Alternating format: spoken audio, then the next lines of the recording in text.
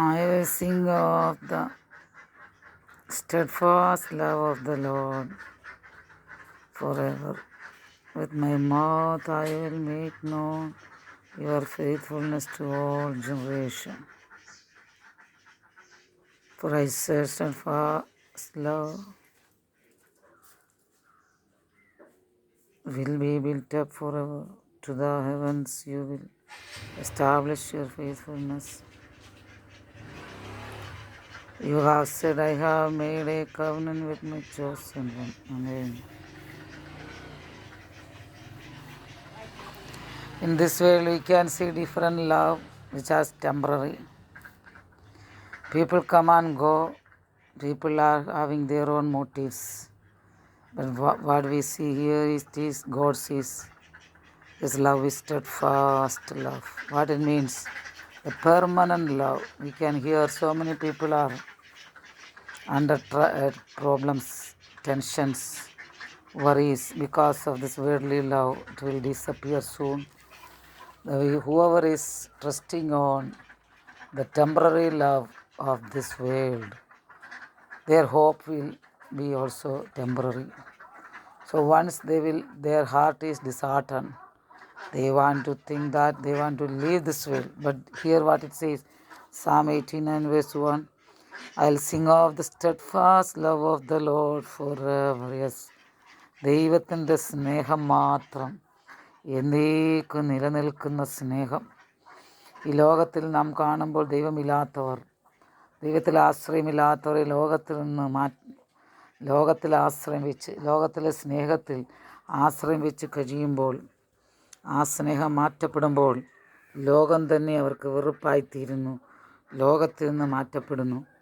എന്നാൽ ദൈവത്തിൽ പ്രത്യാശയുള്ള ഒരു വ്യക്തി ഈ ലോകത്തിൽ എന്തെല്ലാം സംഭവിച്ചാലും, ഈ ലോകത്തിൽ നിഷ്ഫലമെന്ന് ചപ്പും ചവറുമെന്ന് എണ്ണിക്കൊണ്ട് പൗലോസിനോട് ചേർന്ന് ഈ ലോകത്തിൽ എന്ത് നേടിയെന്ന് വെച്ചാലും അത് നിമിഷ നേരം കൊണ്ട് മാറിപ്പോവും. ലോകത്തിലെ സ്നേഹം, ധനം, മാനം, സൗന്ദര്യം, ആയുസ്, ശരീരം ഇതെല്ലാം വിട്ടുപോകുന്ന ഒരവസ്ഥ. എന്നാൽ എല്ലാറ്റിലുപരിയായ ആത്മാവിനെ നേടുക എന്നുള്ള ഉദ്ദേശമാണ് യഥാർത്ഥ ഒരു ഭക്തന് ആവശ്യമുള്ളത്. അനേക ബില്യനേഴ്സെ കാണുമ്പോൾ ലോകത്തെ ബില്യൺ ട്രില്യൺ ഡോളേഴ്സ് സമ്പാദിച്ചു, എന്നാൽ കർത്താവിനെ സമ്പാദിക്കാതെ ലോകത്തിൽ വെറും കയ്യോട് മാറ്റപ്പെടുന്നു.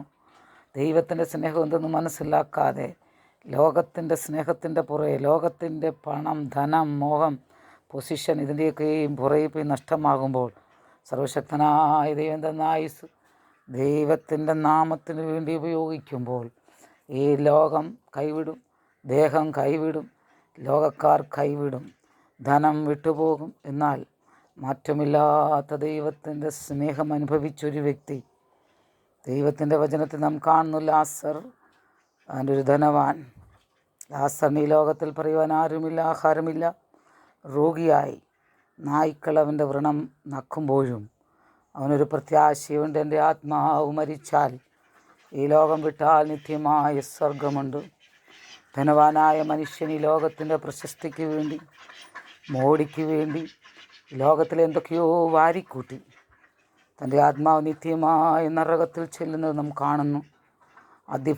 ഭയാനകമായ വേദനയിൽ കിടന്ന് പുളയുമ്പോൾ അവൻ മേലോട്ട് നോക്കിയപ്പോൾ ദരിദ്രനായ അവൻ്റെ വീടിൻ്റെ വാതിൽക്കൽ കിടന്ന നികൃഷ്ടനെന്ന മനുഷ്യർ വിധി എഴുതിയവൻ അബ്രഹാം പിതാവിൻ്റെ മടിയിൽ സുഖമായി ഉറങ്ങുന്ന അവസ്ഥ. പ്രിയരെ, ഇത് വളരെ ചിന്തിക്കേണ്ട വിഷയമാണ്.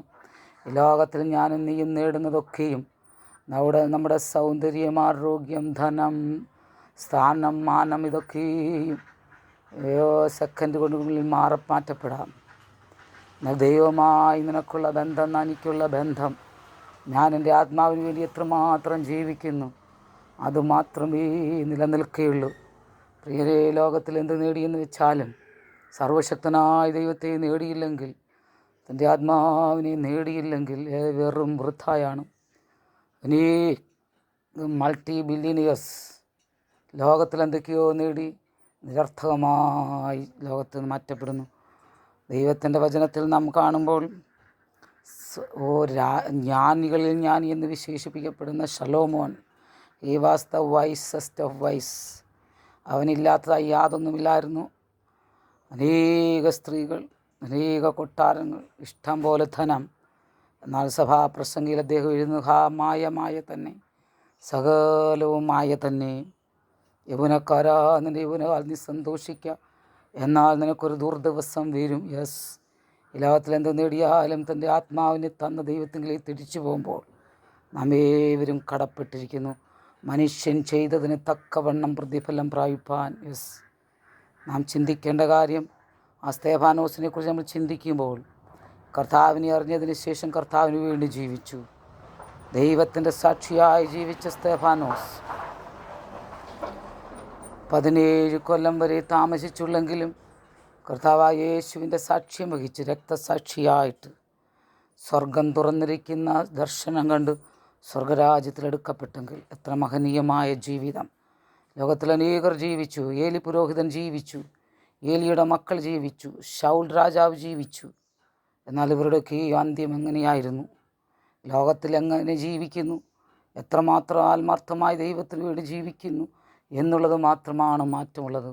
വർഷങ്ങളുടെ കണക്കല്ല, പിന്നെയോ ലഭിക്കുന്ന ഓരോ ദിവസവും ഓരോ നിമിഷവും ഞാനും എൻ്റെ ദൈവമായിട്ട് എങ്ങനെയായിരിക്കുന്നു.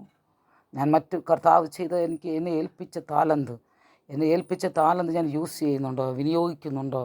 ഞാൻ ദൈവത്തിന് വേണ്ടി എന്തെങ്കിലും ആയിത്തീരുന്നുണ്ടോ? ചിലരെ ആത്മാക്കളെ നേടുന്നുണ്ടോ? ഞാൻ എൻ്റെ ആത്മാവിനെ സൂക്ഷിക്കുന്നുണ്ടോ? എൻ്റെ ജീവിതത്തെ സൂക്ഷിക്കുന്നുണ്ടോ? അതാണ് ഏറ്റവും വലിയ കാര്യം.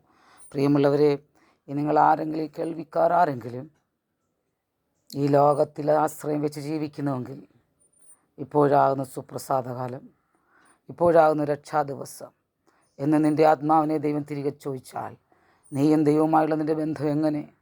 ദൈവത്തിനോട് നീ എന്ത് ചെയ്തു? നിൻ്റെ ആത്മാവിനെ നേടിയോ? നീ വിശുദ്ധിയിൽ ജീവിക്കുന്നുവോ? ഇത് നീ ചിന്തിക്കുക. യെസ്, കാലം അതിൻ്റെ അന്ത്യത്തേക്ക് എത്തിയിരിക്കുന്നു. യുദ്ധങ്ങൾ, യുദ്ധശ്രുതികളൊക്കെ കേൾക്കുമ്പോൾ ദൈവം ഇന്നൊരു ദിവസം നമുക്ക് ആയുസ് തന്നെങ്കിൽ, ദൈവമേ എന്നെ തന്നെ സമർപ്പിക്കുന്നു. യുവർ സ്റ്റെഡ് ഫാസ്റ്റ് ലവ്, ദൈവത്തിൻ്റെ മാത്രമാണ് സ്റ്റെഡ് ഫാസ്റ്റ് ലവ്. ലോകത്തിൻ്റെ സ്നേഹത്തിൽ ആശ്രയം വെക്കരുത്. ലോകത്തിൻ്റെ സ്നേഹം നിന്നെ നിരസ്കരിച്ചാൽ അതിൽ നീ നിരാശപ്പെടരുത്. എന്ന ദൈവത്തിൻ്റെ സ്നേഹമാണ് അതുല്യമായത്. ഈ ലോകത്തിൽ വരുവാനുള്ള ലോകത്തിൽ ദൈവഭക്തനായൊരു മനുഷ്യനെ ആശ്രയിപ്പാൻ വകയുണ്ട്, ആശിപ്പാനുണ്ട്. എന്നാൽ ഈ ലോകത്തിൻ്റെ സ്നേഹത്തിൽ ആശ്രയിക്കുന്നവർ ഈ ലോകം കൊണ്ട് തീരുമ്പോൾ, നിത്യമായ നരകത്തിൽ വീഴുമ്പോൾ, കർത്താവിൻ്റെ സ്നേഹം അനുഭവിച്ചവർ ഈ ലോകത്തിലും വരുവാനുള്ള ലോകത്തിൽ സന്തോഷത്തോട് സമാധാനത്തോടായിരിക്കും. യെസ്, ദൈവം നിങ്ങളെ സ്നേഹിക്കുന്നു. ഈ വചനം കേട്ട് ഏവരും സ്വർഗരാജ്യത്തിന് വേണ്ടി തൻ്റെ അവൻ്റെ ആത്മാവിനെ രക്ഷിക്കുവാനും അതോടൊപ്പം അവരോടൊപ്പം ചേർന്നിരിക്കുന്നവർ, കണ്ടുമുട്ടുന്നവർ ഓരോടൊക്കെയും കർത്താവിൻ്റെ സ്നേഹം അറിയിച്ച് അനേകരെ കർത്താവിലേക്ക് കൊണ്ടുവരുവാൻ, നിത്യരാജ്യത്തിന് യോഗ്യരാക്കുവാൻ ഏവരും പരിശ്രമിക്കുക. ഈ വചനങ്ങളാൽ ദൈവം നമ്മെ അനുഗ്രഹിക്കട്ടെ. May God bless you all. I am Dr. Mini Rafa, counseling, Lieutenant Colonel. God bless.